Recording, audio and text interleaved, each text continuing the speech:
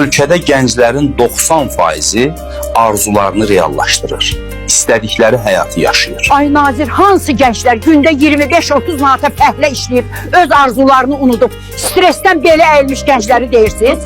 10 gəncdən 5-i artıq nevroz vəziyyətindədir. Qiymətlər hər gün qalxır, amma bu gənclərin əməyinin qiyməti qalxmır. Onların əməyinə hörmət yoxdur. Onlar sabaha ümidlə baxır, amma hər gün kirayədə, bank borcunda, maaşın azlığından yorulurlar. Siz statistika deyirsiniz, onlar isə hər gün həyatı ilə mübarizə aparır. Güc yalnız zəifləri əzməkdə deyil.